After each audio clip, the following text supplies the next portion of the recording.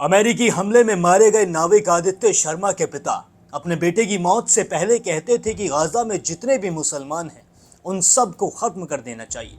Gaza के अंदर जितने भी बच्चे हैं सबको मार देना चाहिए।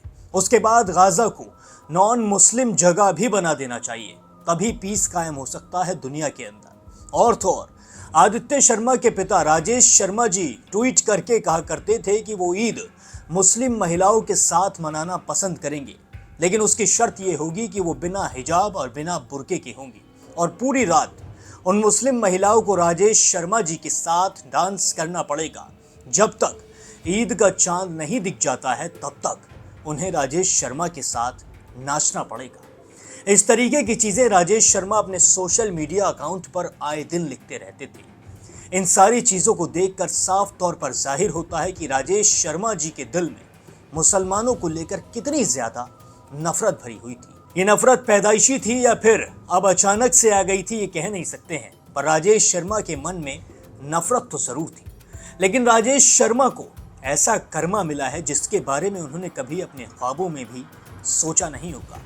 जिस अमेरिका की वो तारीफ करते थकते नहीं थे, जिस अमेरिका से वो गुहार लगा के हाथ जोड़ के कहते थे कि कैसे भी करके गाजा को खत्म कर दो, उसी अमेरिका ने एक हमले में उनका बेटा, उनका इकलौता बेटा हमेशा के लिए उनसे छीन लिया है।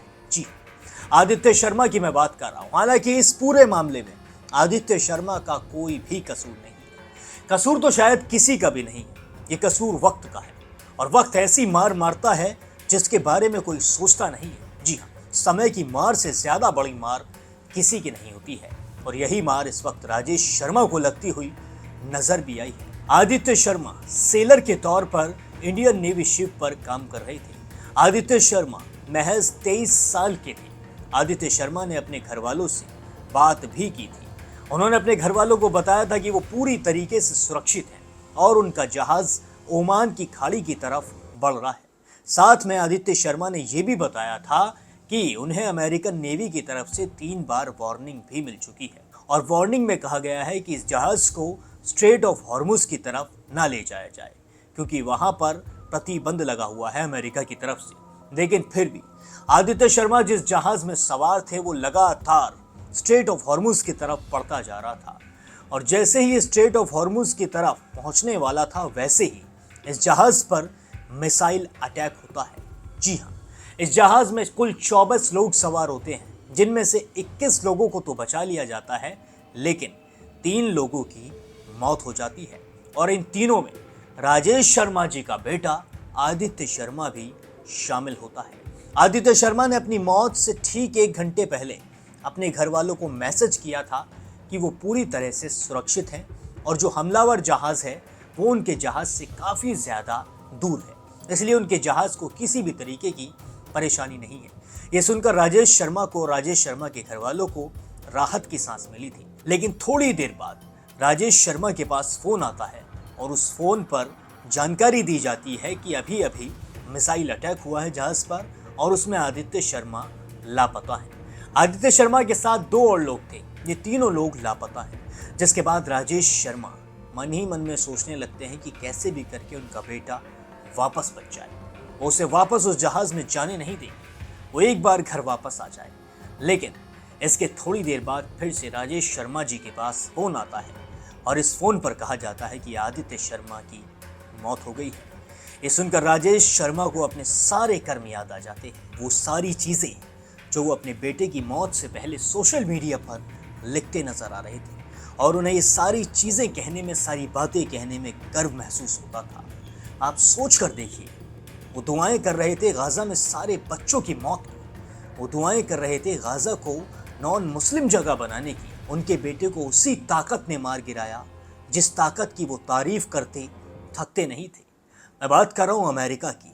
अमेरिका के तलवे चाटने से पहले राजेश शर्मा ने ये नहीं सोचा होगा कभी अपनी जिंदगी में कि यही अमेरिका उन्हीं के चिराग को हमेशा के लिए बुझा देगा। इसलिए अगर किसी ने कहा है तो बिल्कुल सच कहा है कि ऊपर वाले की लाठी में आवाज़ नहीं होती है, वो जब पड़ती है तो बहुत जोर की पड़ती है। इसलिए हमें कभी भी किसी के बारे में गलत सोचना नहीं चाहिए।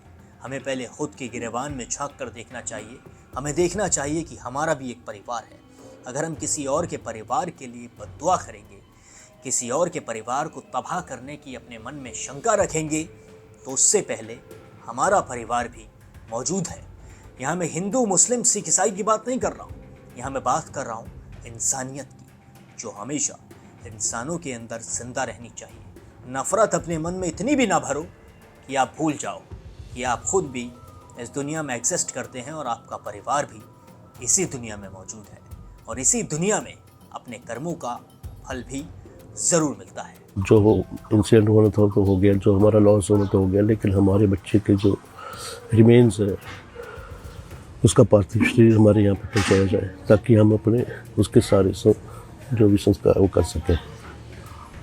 कोई बात हुई इस बारे में, कोई आश्वासन कहीं से किसी लेवल की मिला हो आपको? हाँ जी, जैसे कि मैंने आपको पहले बताया कि अनुराग ठाकुर जी से, स्थानीय प्रशासन से, चाहे वो हमारी पंचायत से हो या डिस्ट्रिक्ट एडमिनिस्ट्रेशन हो, उन्होंने सबने यहाँ पे विजिट किया है कल। एक्स-CM से भी मेरी बात हुई है, जयराम ठाकुर जी से, और सुखविंदर सिंह सुक्खू जो वर्तमान हमारे मुख्यमंत्री, उन्होंने भी मुझे फ़ोन पे आश्वासन दिया है, और राहुल ठाकुर जी ने भी आश्वासन दिया है। बल्कि उन्होंने तो सारे डॉक्यूमेंट्स हमारे सिलेक्ट करके विदेश मंत्रालय में भिजवा दिए थे, और वहाँ से ऑलरेडी वो ओमान में भारतीय एम्बेसी और ओमान सरकार के साथ शेयर हो चुके हैं। तो हमें आशा है कि जल्दी से जल्दी उसका पार्थिव शरीर यहाँ पे हमारे पैतृक गाँव लाया जाए। अभी तक कोई डेट टाइम कुछ नहीं मिला है आपको? नहीं, डेट टाइम अभी कुछ नहीं बताया। बॉडी रिकवर हो चुकी है? बॉडी रिकवर हो चुकी है। क्या लगता है आपको इस सब में किसका कसूर था, क्यों ऐसा हुआ, कौन दोषी है?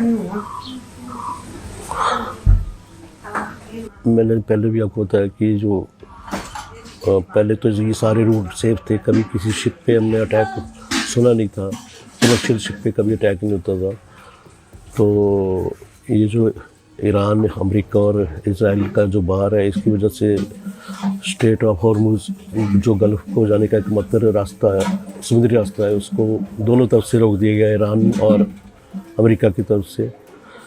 तो मैं तो यही चाहूँगा कि पहली कोशिश तो होनी चाहिए कि कमर्शियल शिप्स को रोका ना जाए, उनको आने जाने दिया जाए। दूसरा ये कि अगर स्थिति इतनी ख़राब है तो जो शिप के कैप्टन हैं उनको भी थोड़ा सेम बरतना चाहिए कि अगर उनके ऊपर कोई प्रेशर भी है तो उनको पहले ये सोचना चाहिए कि जो वो करने जा रहे हैं वो कितना ख़तरनाक है। क्योंकि जिस दिन बेटे की शिप पे हमला हुआ, उससे पिछले दिन ही एक और भारतीय शिप पे अटैक हुआ था, जिसमें कि 24 क्रू मेंबर्स को उन्होंने बचा लिया था। तो मैं भारत सरकार से यही प्रार्थना करूँगा कि इनके लिए एक गाइडलाइन जारी की जाए। आप इस पूरे मामले पर क्या सोचते हैं, मुझे कमेंट सेक्शन में ज़रूर बताएं। बाकी और भी सारी देश और दुनिया की सभी बड़ी खबरों के लिए अभी सब्सक्राइब कर लें द न्यूज़ फीवर।